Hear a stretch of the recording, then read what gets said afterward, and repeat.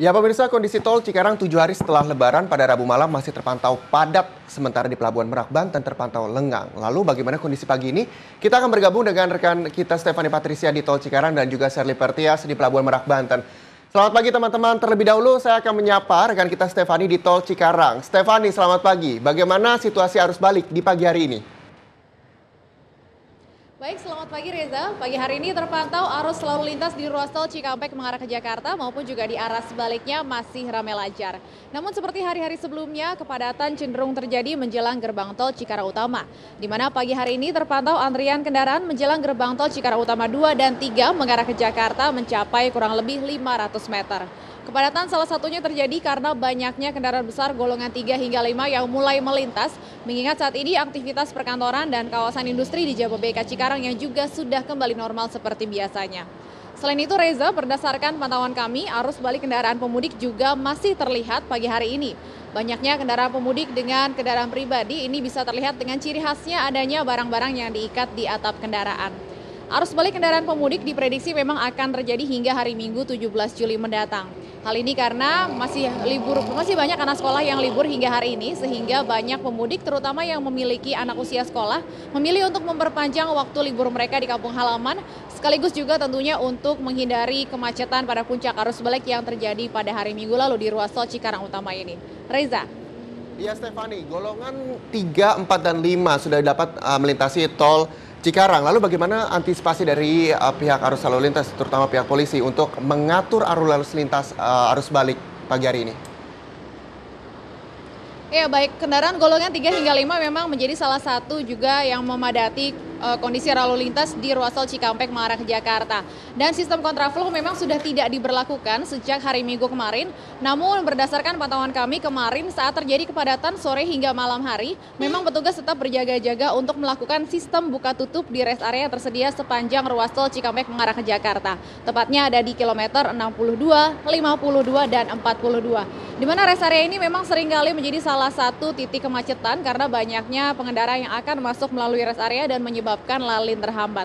Selain itu juga saat ini masih ada dua gardu tambahan yang diberikan oleh Jasa Marga untuk membantu mempercepat proses transaksi di gerbang tol Cikarang Utama. Ya Reza.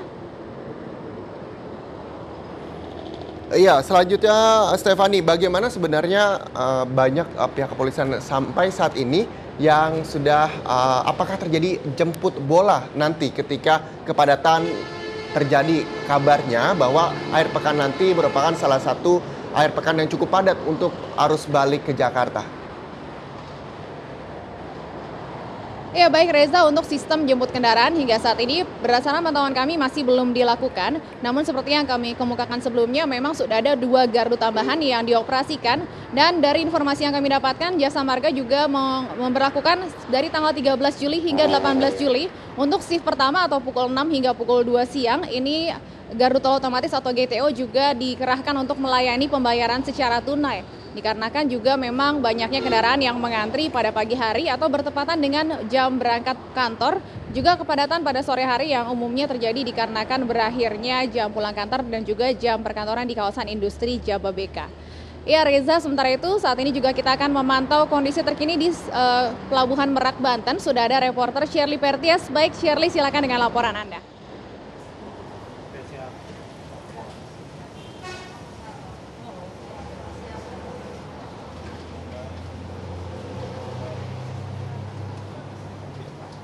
Ya baik, terima kasih Stefani. Memang suasana pagi ini di Pelabuhan Merak Banten terpantau cukup lengang.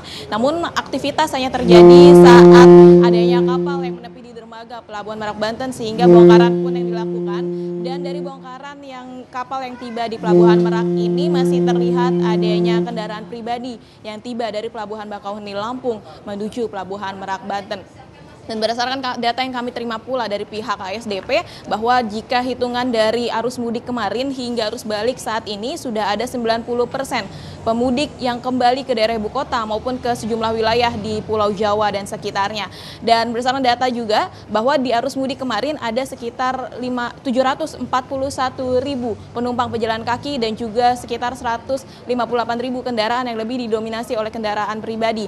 Dan di arus balik ini sudah ada sekitar 600.000 penumpang yang sudah kembali dari Pelabuhan Bakauheni menuju Pelabuhan Merak. Untuk kendaraan juga sudah ada sekitar 140.000 kendaraan, dan itu artinya sudah 90% pemudik yang melakukan mudik dengan jalur laut menuju Pulau Sumatera sudah kembali ke daerah ibu kota. Dan namun diperkirakan hari ini masih akan adanya pemudik yang kembali dari Bakauheni menuju Merak. Namun untuk trip perjalanan selama arus mudik dan arus balik kemarin dari Pelabuhan Merak maupun Pelabuhan Bakauheni menyediakan sekitar 100 trip perjalanan.